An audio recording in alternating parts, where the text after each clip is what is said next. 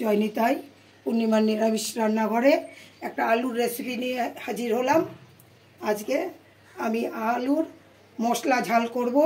তার জন্য কালো জিরে, সম্বারের জন্য শুকনো লঙ্কা, আর আলুটা আমি এইভাবে ঝুরি ভাজার মতন করে গ্রেট করে নিয়েছি।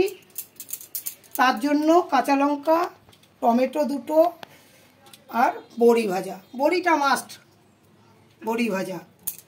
আমার বড়ি ভেজে যে তেলটা রয়েছে এই তেলের মধ্যেই আমি এই শুকনো লঙ্কা দিয়ে দিচ্ছি।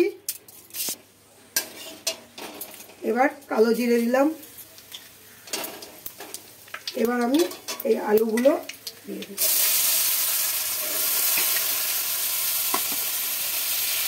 আলুটা গরমের দিনে না সবজি ভালো লাগে না, কি রাঁধবো ভালো লাগে না। একটু মুখ পাল্টানোর জন্য এই রেসিপিটা। এবার আমি এর মধ্যে এক এক করে নুন, হলুদ, এই কাঁচা লঙ্কাটা দিয়ে দিই আগে, টমেটোটা একটু পরে দেবো। পরিমাণ মতন নুন দিচ্ছি, পরিমাপ মতন হলুদ দিলাম,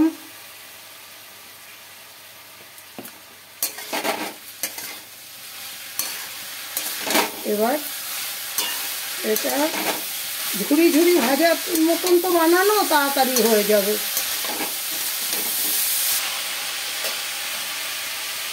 এবার আমি এটা 5 মিনিটের জন্য ঢেকে দেবো। ঢাকনাটা এবার খুলে দিই। এই যে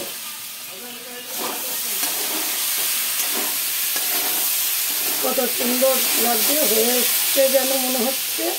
কিন্তু এর মধ্যে আমি এখন টমেটোটা অ্যাড করলাম। টমেটো এবার আমি এই বড়িটা দিয়ে দিচ্ছি। সে একটু কালারফুল হওয়ার জন্য আমি কাশ্মীরি লঙ্কার গুঁড়ো একটু দিয়ে দিচ্ছি, দেখতে সুন্দর হওয়ার জন্য। এবার আমি এটাকে আবার 5 মিনিটের জন্য ঢেকে দেবো। এই যে আবার একটু সময়, মিনিট 5-এর জন্য আমি ঢেকে দিলাম। এটা অফ করে আমি ঢাকটা খুলছি, কেন আমি জানি এটা হয়ে গেছে। এটা তো জলের কোনো ব্যাপার ছিল না, তাই জন্য। এই যে কি সুন্দর, একদম বাঁধাকপির মতন দেখলে মনে হচ্ছে এটা যেন বাঁধাকপি হয়ে গেল। আমি এবার এটা নামিয়ে দিচ্ছি।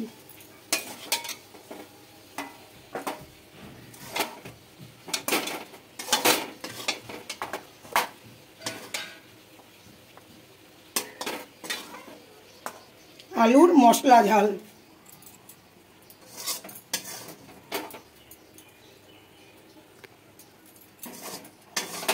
জয় নিতাই, জয় গৌরহরি, জয় রাধা মাধব। ট্রাই করবেন, লাইক কমেন্টস করবেন। জয় নিতাই। আমি এবার গোবিন্দর জন্য নিয়ে চলে যাব।